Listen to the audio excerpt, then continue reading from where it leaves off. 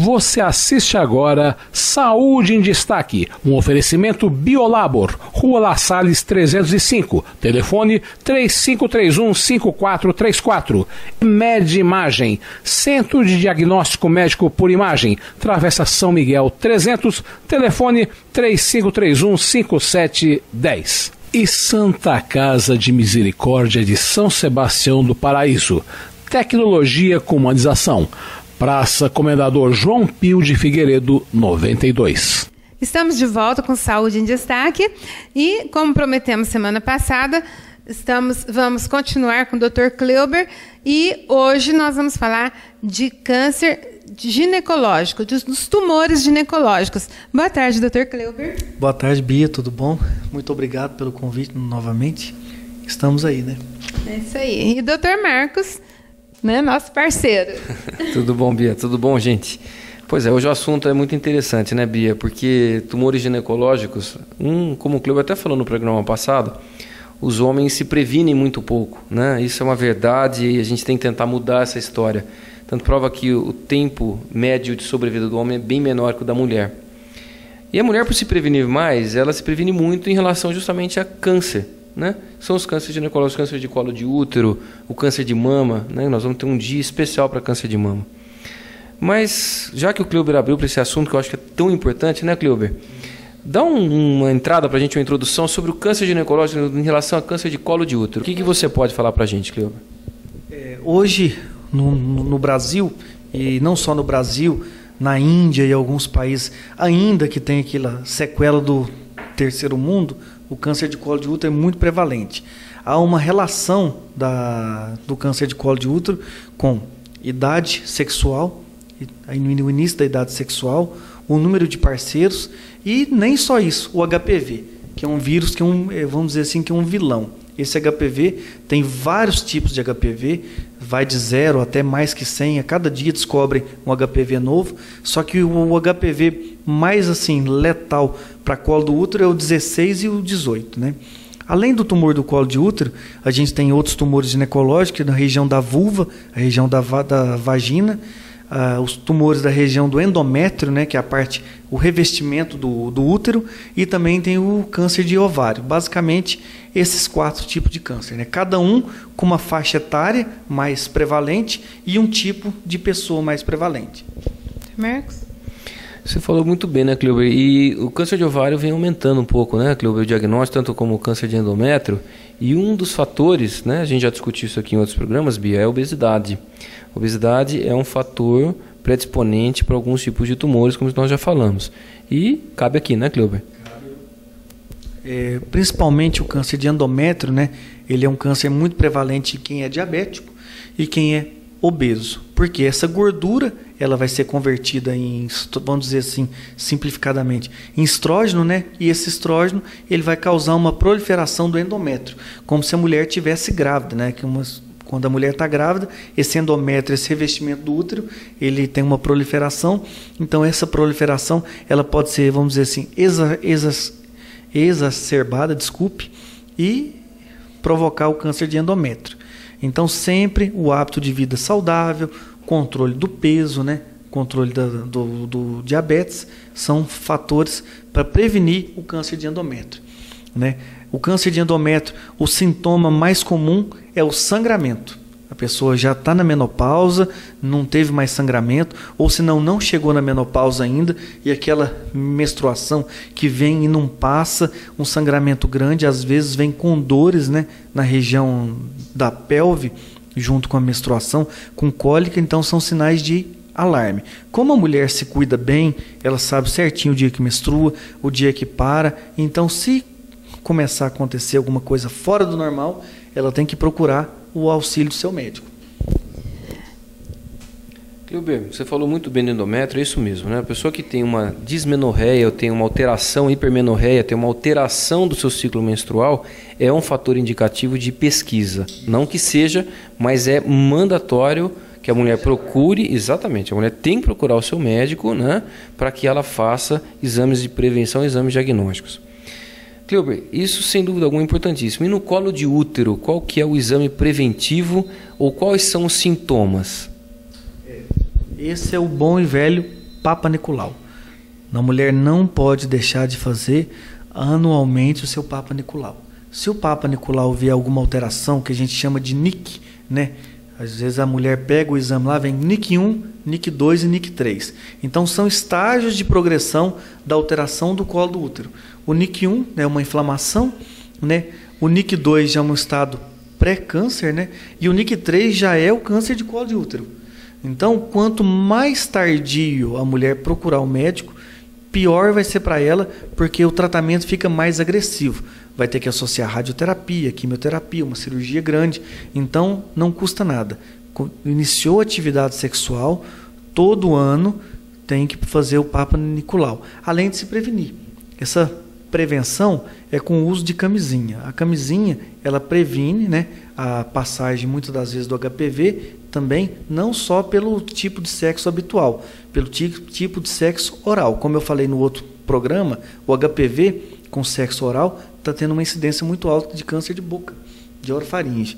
Então é uma coisa, é um estado de saúde pública isso. Houve um crescimento muito grande nos últimos 2 anos e as autoridades eles estão chamando muita atenção para isso. Já tem o Ministério da Saúde, já está programando campanhas de prevenção para esse tipo de câncer, relacionado ao HPV. E hoje o Ministério da Saúde já está fazendo a vacinação nas meninas a partir dos 9 anos de idade. Né? No Brasil, são a partir dos 9 anos de idade, e para tomar a vacina, obviamente, não pode ter tido nenhum tipo de relação sexual. Dr. Kleuber, e quando que é feito o tratamento cirúrgico? Quando que sabe que precisa fazer esse tratamento? Quando a mulher faz o Papa Nicolau e ela vê que no exame dela deu NIC 3, que significa neoplasia intraepitelial cervical, nível 3, quer dizer o quê? Que já é o câncer de colo de útero. Nesse caso, ela pode fazer um tratamento que chama conização. Por baixo mesmo, o ginecologista ou o cirurgião, ele retira um cone. E muitas das vezes esse é o tratamento definitivo. Dependendo do caso, ela pode optar também por uma histerectomia, tirar todo o útero. Se o tumor for mais avançado um pouco, que a gente fala que é 1B ou 2A, que é o estado de evolução dele, a cirurgia fica maior. Vira uma cirurgia que chama Vertain-Meigs. Tira o útero, o ovário, a cúpula da vagina e a região dos linfonodos. Se for mais avançado um pouco, vai para radioterapia e quimioterapia. Às vezes, o paciente que tem indicação de fazer uma cirurgia radical, às vezes ele não tem condição clínica, tem uma certa idade, então a gente também opta por radioterapia e quimioterapia. Lembrando que a quimioterapia é uma injeção de remédio na veia e a radioterapia é uma aplicação de luz, que faz na região pélvica e na região intravaginal também. Veja que, como você salientou como é importante para o telespectador, veja que quanto mais precoce o tratamento, menos agressivo ele se torna. Então, uma conização é uma retirada muito mais simples do que você fazer uma cirurgia de Vertain-Meigs em que você amputa a pessoa. Você vai tirar o útero, tirar o ovário. Essa pessoa, se for uma pessoa jovem, em idade proliferativa, ela perde a capacidade de reprodução. Então, a importância do Papa Nicolau anual é justamente essa, porque se você consegue fazer um diagnóstico precoce, como a gente vinha falando até agora, o tratamento ele é menos agressivo e a chance de cura é maior. Tá? Aí a importância de se fazer anualmente o Papa Nicolau. Existe o caso da mulher optar por tirar o útero, o ovário, tudo. Pode ser se ela quiser. Principalmente a retirada do ovário que é um exame muito caro, dispendioso. Tem um exame genético, né, que chama-se BRCA1, BRCA2. Geralmente a família que tem a paciente que tem uma história familiar muito forte de câncer de mama e câncer de ovário, se ela tiver esse gene, né, 100% de chance que ela vai ter câncer de ovário. Então você já faz uma oforectomia profilática, ou seja, retira-se os ovários como forma de prevenção. E às vezes retirar também a mama como forma de prevenção. Não precisa da mulher ficar sequelada. Essa mastectomia é diferente, é uma mastectomia que a gente diz que é subcutânea. Retira a mama na parte interna dela mesma e coloca prótese de silicone. A mulher não vai ficar sequelada. Então, às vezes, tem a opção sim, viu, Bia, da pessoa tirar o útero, tirar o ovário. Se ela já está na menopausa ou pré-menopausa, ela também pode optar por isso. E as vias são várias, né? Pode ser por corte, por baixo, por videolaparoscopia, né? Que é pela cirurgia dos furinhos.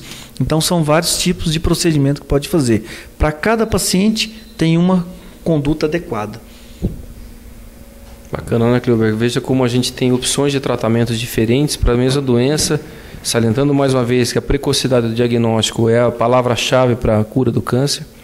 E isso que o Cleober falou em relação à mama é muito importante. Tem pacientes que optam por uma cirurgia radical pelo antecedente familiar, fazem exames em que ele essa mulher sabidamente vai ter uma neoplasia no futuro, e essa cirurgia é uma cirurgia muito menos radical do que um PATEN ou uma ADEN, em que você tem que fazer ressecções musculares, tem que fazer linfadenectomia, retirada dos gânglios de forma extensiva, e essas sim são cirurgias mutilantes.